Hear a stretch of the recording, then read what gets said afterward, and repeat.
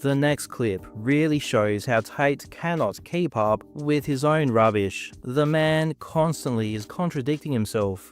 Get a load of Tate talking about Jews. The first clip was only a few months ago on the PBD podcast, and the second clip you'll see was from this recent podcast with Tracy.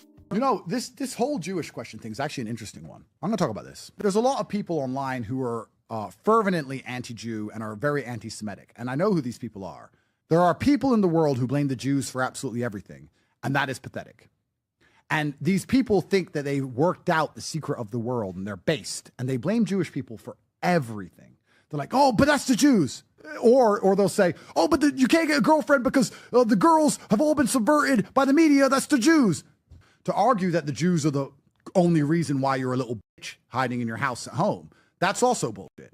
For the people who are truly fearful of Israel and truly fearful of Jewish influence, you hinder yourselves by not being open to rational conversations, by not being invited on speaking podcasts, by not being open to ideas, because you don't accept that not every single thing on the planet is the Jews. If you want to be reasonable and responsible and have interesting and open conversations, you'll get a lot further. But when you put up this wall of every single thing is Jews, every single thing they've ever done, every single thing, you're just going to destroy destroy your own movement.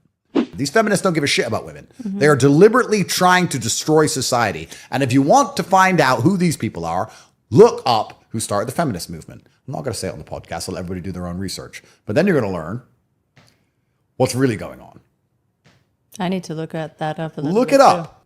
All of a sudden you had your issue in Florida where everybody attacked you. Everybody came after you. Tell me a little bit about the selective outrage and the double standards. Yeah, there's a interesting conspiracy theory that there's a particular group of people who control the world, and they control the media, and they control the money, and they control the banking, and if you speak against their interests, you pay the price. It's an interesting conspiracy I've never theory. heard that. Yeah, very strange. What? First time. Yeah, they were actually on my side. And then, as you said, I, on October 9th, which was very soon after October 7th, called what Israel was doing a disgusting genocide. And I said it before anyone else did. And primarily they were just saying that I was, you know, the usual things, anti-Semitic, and I was a bad person. And then they tried to attack me because of my history of owning a webcam studio. And they said that I'm bad.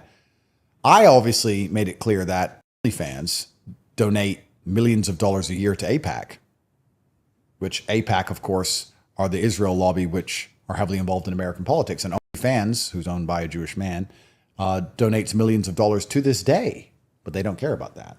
They care about supposedly something I did 15, 16 years ago for some reason. Anyway, very strange coincidence, all of this. I said something earlier about who was behind feminism. Yeah. Some interesting reading for this whole conspiracy theory. I'm It's so not gonna true. go It's back. not I'm not true. gonna It's just a conspiracy. The man is just a bumbling idiot. He will say whatever he thinks sounds cool in any given moment, but he doesn't have the brain power to form an actual opinion.